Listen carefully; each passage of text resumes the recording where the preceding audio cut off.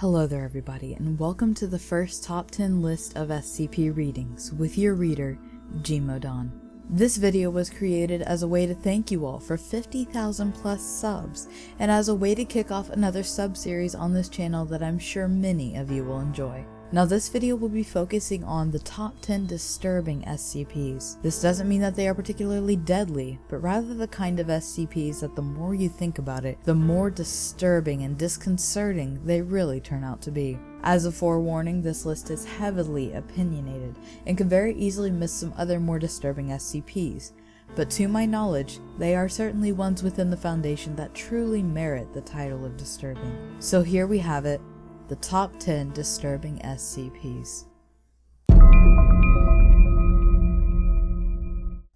SCP-939 are a species of large predators that are reptilian in nature with large teeth, large claws, and red translucent skin. With a powerful bite clocking in at 5,076 psi, even stronger than that of a Nile crocodile's, that is not the most intimidating feature of these organisms. Instead, it is their ability to reproduce and mimic human voices. By using the distressed voices of prior victims, they lure in new prey.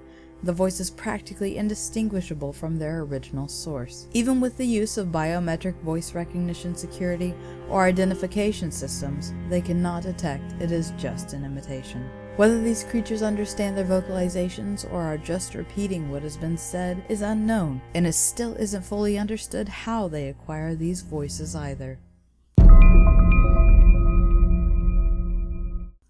SCP-847 is what appears to be a female mannequin in heavy disarray, many parts of its body missing and sliced off due to unknown circumstances. Largely, it is dormant unless a human female comes within 50 to 100 meters of the mannequin, causing it to make a vicious effort to reach the female. Unprecedented strength and determined efforts to be destructive to the female occur. If the mannequin is successful in its attempts to reach its victim, it is likely that it attempts in pulling the female apart. We can only theorize at its reasons for doing such an act. SCP-1379 is, simply put, a canvas painting of a clown with two children beside it, making for a creepy and disturbing object all on its own. However, its anomalous properties make it even more disturbing on an entirely new level. After viewing this painting, anyone who makes a bad remark upon the painting will feel a sharp or stabbing pain within their chest within the next 5 to 10 minutes to follow. The pain will persist for a good 20 minutes before abruptly ending, no biological explanation being found as to the source of the pain. From this point on, any adult subjects affected will thus be unable to experience any sort of nostalgia or childlike wonder and curiosity. Instead, imaginative ability will be cut from them, their sense of humor will be dulled, and any inclination to creative activities will no longer be strong. The ultimate origin of this painting is unknown. SCP-049 resembles that of a plague doctor from 15th to 16th century Europe, the infamously morbid outfit seemingly a part of its body. The entity possesses a level of sentience in which it can willingly and intelligently speak. The only point at which it is not docile is when it finds its next patient to perform surgery on. The touch from SCP-049's hands are lethal to humans, only moments passing before death occurs. After this point, SCP-049 will perform its surgery on the victim. After 20 minutes, the surgery will conclude. A few more minutes later, the victim's corpse will reanimate and become a wandering corpse. It seems its only proper function is to kill any living humans it comes across.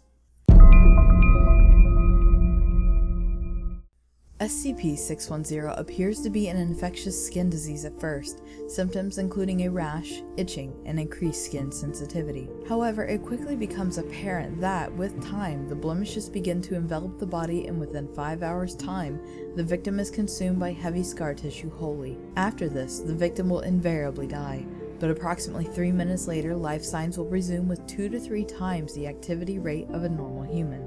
At this point, the victim's skin will begin to act of its own accord, growing outward and consuming everything within its path. Skin and flesh will sometimes split and branch out into different shapes and directions, presumably to create a hospitable area for it to continue growing and thriving. Humans and non-humans alike are susceptible to this aggressive disease, even through air. SCP-096 is an extremely pale and misshapen humanoid creature, its height measuring in at 7 feet 8 inches and its arms 4 feet 9 inches in length. No body hair or pigmentation can be found on the creature, even its eyes devoid of pigmentation. Its jaw can stretch open up to 4 times the average that a human can. As it stands, it does not seem to be sentient and is a very instinctive creature. Normally, SCP-096 is extremely docile, but upon viewing of its face, either directly, through video, or a photograph, it will immediately clutch its face within its hands and begin to wail and babble incoherently with distress. After 1 to 2 minutes of this, it will immediately begin to chase down the person to have viewed its face. No barrier has proven to stop the SCP in its mission to reach its victim. Upon arrival, it will proceed to kill and no doubt consume them. SCP-354 is a red pool of viscous liquid, resembling the look and texture of blood. Despite its appearances, it has no biological composition. The liquid becomes thicker and thicker the deeper down it goes. No bottom has ever been reached, so it is unknown whether it has one or not. Every so often, strange and sometimes deadly creatures emerge from the pool of red liquid, ranging from a giant bat to a feline creature made of magma. SCP-478 are small entities that resemble a dark butterfly or moth while in flight, their elusive nature making capture quite difficult. These small creatures are predatory in nature, marking humans under the age of 25 as their primary targets. During the night, they slip within a victim's mouth while they sleep, lodging themselves up within the nasal cavity. Upon awakening, the victim will believe they have a minor cold, typically one of their nostrils blocked from excess mucus. From this point, the victim's gum palate will begin to grow multitudes of teeth, covering the entirety of the mouth and traveling down the esophagus. The teeth will continue to grow under the skin and even into the lungs and stomach. After this point, SCP-478 will exit and flee the body. SCP-965 is a visual manifestation of a pale-skinned, featureless humanoid male head within the frame of a window. It will only show up within a window once it begins to grow dim outside, and can even show up in windows that are not properly installed. The effects of being sighted cause feelings of paranoia and unease, causing anyone to be sleeping within the area of its manifestation to have dreams of a disturbing nature. Over time, SCP-965 will show signs of a growing smile, and prolonged exposure to this SCP after this point can cause heartburn or abdominal pain, and often they will begin to vomit blood or have blood and bodily waste. The entity does seem to have some sentience, as it can show an expression of anger if the window it had previously inhabited had been destroyed. SCP-231 includes 7 young women/girls retrieved by the Foundation from a warehouse owned by the Children of the Scarlet King, otherwise described as a satanic sex cult. These girls are constantly pregnant. If they give birth, die, or if the fetus is removed, it has the possibility to cause the end of the world as we know it. The first 6 girls have already been terminated, leaving a single young girl. This young girl is the last seal of the 7 as told by the Book of Revelation, whereupon the last seal is broken, i.e. giving birth, dying, or removing the fetus, the end of the world could occur. To prevent this, every 24 hours a procedure called Montauk is carried out on the girl. The files never explain in detail what the procedure is, but it is heavily implied that she is brutally raped/tortured in the most horrifying ways imaginable every day for the rest of her life. There are 2 theories of the creation of this particular SCP. 1. Children of the Scarlet King cult kidnap them and intentionally turn them into SCP-231 in an attempt to bring about the apocalypse. Or 2.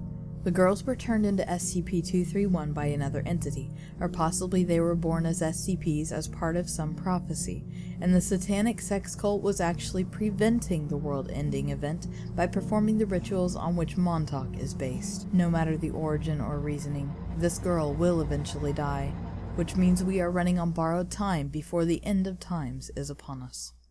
So that has been the top 10 disturbing SCPs. Thank you all so much again for 50,000 plus subscribers.